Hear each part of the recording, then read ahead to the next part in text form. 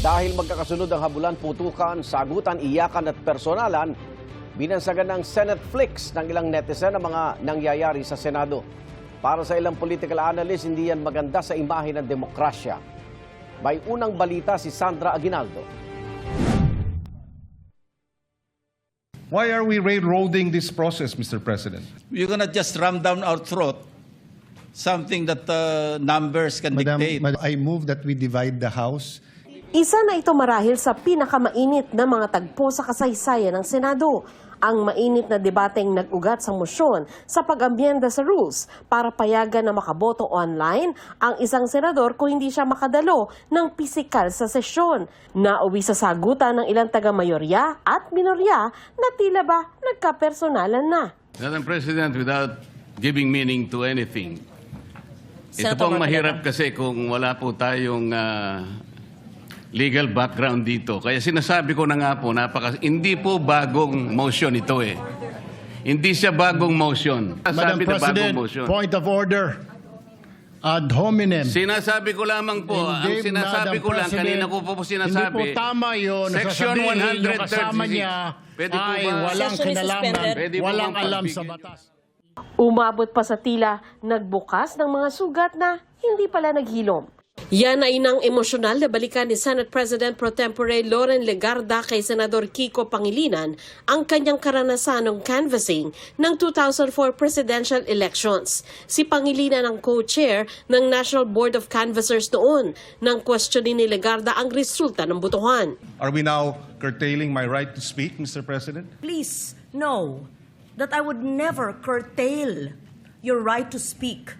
Just as in 2004, I believe you were seated, and I was a vice presidential candidate of FPJ then, and my microphone was closed, and my right to speak was closed, was not given.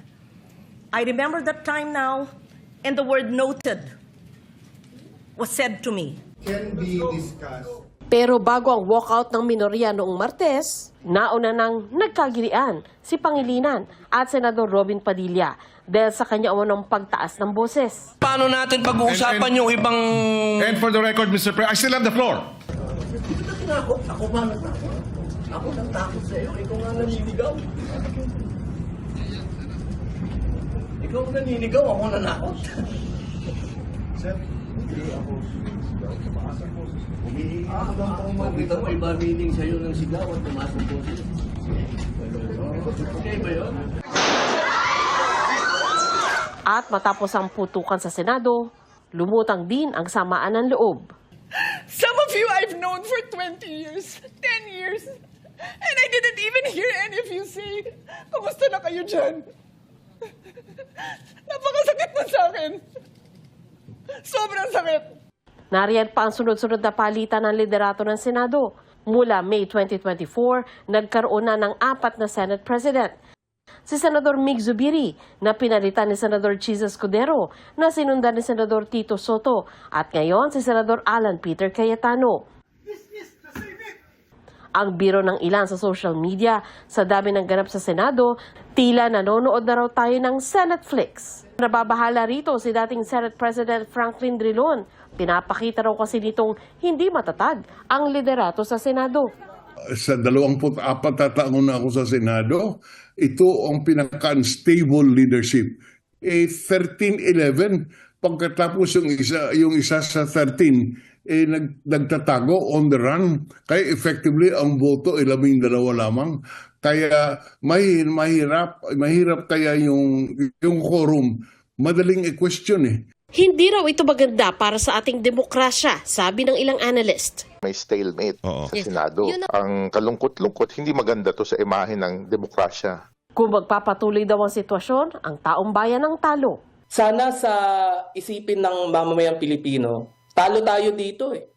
Diba sabi nga nila pag nagbabanggaan at nag-aaway yung elepante, yung grass yung nagsasuffer. Tayo po yung grass. Okay. Kasi wala naman po tayong kapangyarihan, pinahiram natin sa kanila, ngunit ginagamit nila Inaabuso. sa sarili nilang agenda at inaabuso. Kaya payo ni Drilon, Kailangan palitan nila ang kanilang pananaw at siguro yung kapakanan ng bayan, yun naman ang kanilang titingnan. Hindi lang yung kanilang mga selfish political ends. Sila po may tangan ng kapangyarihan, kaya nasa kanila din ang solusyon. Ito ang unang balita. Sandra Aguinaldo, GMA News.